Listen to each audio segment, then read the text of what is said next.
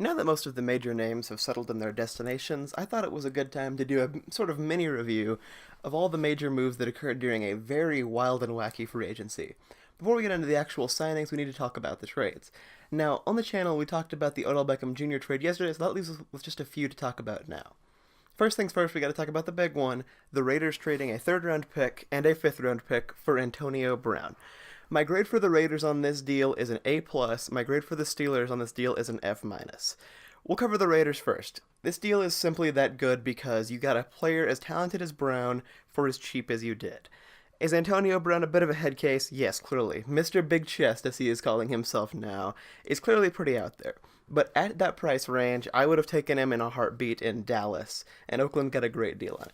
Admittedly, they have to pay him a lot, which does scare me considering Antonio Brown is 30, but when you have an offer like that you can win with, I don't see any reason why you can't. The reason I give the Steelers an F- on this isn't so much for Antonio's trade, so much as the whole situation. They had to trade him. There's no way you could bring that guy back onto the team next year, but it's just an unfortunate situation for them all around. I mean, the way that they converted all that signing money into signing bonus on a salary cap this year, so they could franchise tag LeVeon, who didn't play a game for them, now meaning they're paying $21 million to Antonio Brown to play for the Raiders this year, is an awful look for an organization that has had a lot of awful looks over the past season. Pittsburgh is in flux, as we'll talk about in a few minutes here. They lost their superstar running back in Le'Veon Bell, though they really lost him before the season even started. And so this has been a bad turn of events for the Steelers. They're going to have to do a lot of work to recover from this. Good luck to them. Another big move, the 49ers trading a 2020 second-round pick for pass rusher Dee Ford. For the Chiefs, I give this deal about a B-, and for San Francisco, I give this deal about a C-. Now, this one is probably going to be the most controversial of my takes in this video, but Dee Ford was the one name in free agency that I did not want to touch with a 10-foot pole. I have nothing against Dee Ford personally, but his climb and his story scare me greatly. Best season, contract year. One career Pro Bowl. The season before, not nearly as much production. 2 double-digit sack seasons out of, I believe, his 5 in the NFL so far. And San Fran just gave him a 5-year, $87.5 million deal. It's scary. Alright, Dee Ford could become a premier pass rusher throughout the NFL. But he has one good season of tape that made the Niners give him this deal. Albert Haynesworth. I hate to bring up that name here because no one I don't think will ever be as big of a waste of money as Albert Haynesworth was. But this is the kind of trade I wouldn't have made. Dee Ford is not the kind of guy I would have given a long-term deal, especially. For San Fran's sake, I hope it works out, because that's a fan base that could use some happiness after the Harbaugh era implosion. But this trade scares me. And finally, the Browns trading Kevin Zeitler for Olivier Vernon. This trade, I believe, got coupled in with the Odell Beckham trade later on. I apologize for not mentioning that in the Odell video. But for this one, I'm going to give the Giants a B+, and I'm going to give the Browns a D+. You know, I'm going to go on a personal story here. In Madden, when I play Madden with my friends and we do the franchise mode, we like to have some ground rules to keep it somewhat realistic and keep people from making super teams too quickly. One of those rules is that you're not allowed to trade for good offensive linemen. That rule may have to go after this offseason because the Browns made this trade that I don't see how it makes them any better. Making the O-line worse is, in my opinion, the only thing that is never good in the NFL, that you can never justify. Olivier Vernon's a good pass rusher. That's not enough for me to justify making the position that protects your quarterback any worse. Cleveland has a good O-line. I'm sure they have a replacement plan in place. No team would make a trade like this without it. It's not a move I would ever make. The Giants get a better offensive lineman, so I think this trade is good for them. It's pretty simple. And now that we've gotten the trades out of the way, let's move on to the actual free agent signings. The first deal we are going to talk about is Trey Flowers to the Detroit Lions, 5 years, $90 million. Now, I have a bit of a soft spot for Trey Flowers because he's a former Arkansas Razorback, and being a big fan of the Razorbacks, Trey being so successful in the NFL has made me happy. Is he worth this much? Maybe. He's been pretty good in New England, had his best year, obviously. I don't know that I thought a lot of players from free agency were worth the amount of money they got. If this is what players are going for now, then sure. Trey was the best defensive end in the free agency class, and so he got paid like it. Good for Trey. Overall, I'm going to give the Lions a B for this deal. Making the defensive line better is always something that you can look at as a positive, and Trey Flowers was the guy. They got him. Good for the Lions. Not much else to say. Shame for New England, although I'm sure they'll be just fine. Up next, we have Landon Collins to the Washington Redskins, 6 years, $84 million, and we'll have to give this move a C+. There's a reason that the Giants did not want to bring Landon Collins back other than just David Gettleman being a stingy GM. Collins only had one really truly elite season and was good at the rest because he's more of a box safety than a pure coverage safety, which means the Redskins decided to throw the Brinks trucks at him.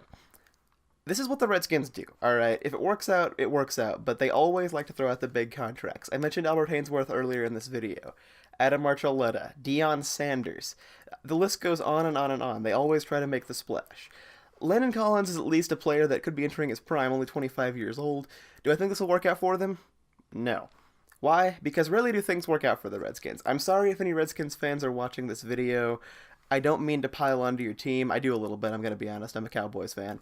But things have not gone well for this team in the 21st century. Their biggest bright spot was RG3, and they were able to snuff that out in less than a full season. I'm sorry, Redskins fans. I do not hope it works out because I cannot. On a football level, I suppose I hope it works out, but I don't see how this move makes them any better in the short term, other than Collins being a fairly talented player. Up next, we have Trent Brown to the Oakland Raiders, 4 years, $66 million. This is a move I can get behind. You want to protect the quarterback. That is one of the most important things in the game outside of having the quarterback. Trent Brown is a massive tackle, 6'8", something like 350 pounds. He can set that edge well. He had a good season in New England. He had been pretty decent in San Fran, as I remember it, before that, too. Is he worth the big money? You have to pay for tackles in the NFL. They're not going to come cheap. The Raiders understood that. I think that it was probably a pretty good move. I don't see any reason why. Some team would have paid Trent Brown like this. Oakland, say, why not? They were clearly looking to make the team better this offseason. If they keep Derek Carr, I think they could be a bit of a scary team next season on offense, at least. The defense is still pretty weak, but we'll see how that goes. The next two deals we'll talk about in tandem, CJ Mosley and LeVeon Bell to the Jets for 5 years, $85 million, and 4 years, $52 million, respectively. Good deal for the Jets. This was a good offseason. I forgot to mention their trade for Kelechi Osemele as well. This team is getting better in all the right places. Run game to help Sam Darnold, linebacker to help the defense, O-lineman to help Sam Darnold. Good moves all around for the Jets. They're trying to get this team going in the right direction. If he truly is a franchise quarterback, Le'Veon Bell will do nothing but help him in this. 4 years is probably about the amount of time. He'll be 31, 32 by the time the deal is over with. Mosley was the number one linebacker in the class, and they were able to pick him up. I've got nothing but positive to say about this. This was a good move for the Jets, so we'll give this deal a B+ as a package. The only thing keeping this deal from being an A is simply because paying a running back that much money at Le'Veon's age does scare me. The deal does only pay him to 31, 32, but if Le'Veon ends up getting cooked quickly, it'll be a much bigger problem. Take a look at DeMarco Murray. Philadelphia gave him the big deal, and he was pretty much cooked from the first time he stepped on an Eagles field. The Carolina Panthers signing center Matt Paredes to a 3-year, $27 million deal. The career of Cam Newton has been one that has made me very sad. He is the most talented quarterback I have ever seen. He's not the best. Do not misconstrue me here. But he is the most talented. 6'6", 250 pounds. Dude is built like a defensive end, and he plays at quarterback. He's had an MVP quality season. He's really good. I think he's very underrated. He's always injured, though, because people have to take their shot at him, like Rob Gronkowski, to try to bring him down. And so adding a Matt Paredes type here, a good center to protect Cam Newton, is nothing but the right move. I'm going to give this move an A- here. You got to protect Cam if you're going to win in Carolina. This protects Cam. Tiran Matthew to the Kansas City Chiefs, 3 years, $42 million. We'll give the Chiefs a B+ for this deal. This was a good deal for them to make. The deal was much better for me personally when I thought they were making a really amazing safety duo with Eric Berry and Matthew until they cut Eric Berry. Although Eric Berry has not been the player of old as recently. But Tiran Matthew bet on himself last season, 1 year deal in Houston, absolutely balled out, had a great year, and now he gets paid well in Kansas City. Good for him. Good for the Chiefs to try to make that defense better. It certainly needs it after last season. All around a good move. One of the big ones, the one everybody was waiting the longest on, and the one that this video was being waited on to make, Earl Thomas to the Baltimore Ravens, 4 years, $55 million. I gotta give this deal a B. Not because I have anything against Earl Thomas. He's clearly very, very talented. What scares me, though, 4 years, Earl's 30, coming off an injury, it's scary. E.T.'s a great player, and if he plays like he has his entire career, then it'll be a great deal. But paying a guy until he's 34, the amount of money that they're paying Earl Thomas, scares me a little bit. I think it could work out. The Baltimore defense, since they've come into the league in '96, has always been good. There has been no break in Baltimore having a good defense, so this just continues to kind of keep that rolling along. And Earl Thomas is a really good player at his best. Will he continue to be that way? I certainly think it's very possible. And that's why I didn't give this any worse of a deal. But B, I think, is a fair grade for this. We'll see how it works out for them in the long term. And the final free agent we're going to talk about in this video, Nick Foles to the Jacksonville Jaguars, 4 years, $88 million. I have got to give this deal a C+.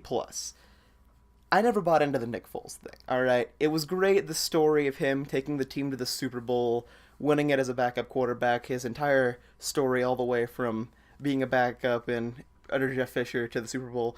But the numbers for him aren't great. I mean, yeah, he's won games, but he's not doing it very impressively. And I guess it doesn't matter, you only got to win 3 in a row to win the Super Bowl, which he did do.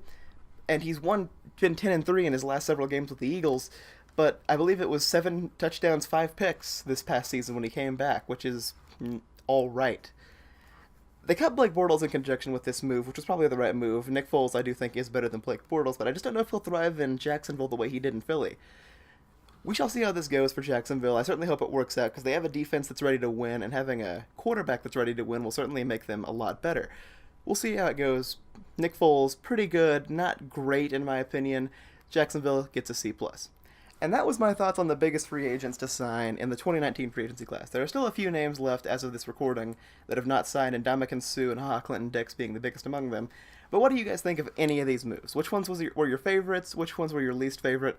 Let me know in the comments section. This has been Kickoff Commentary, and have a great day.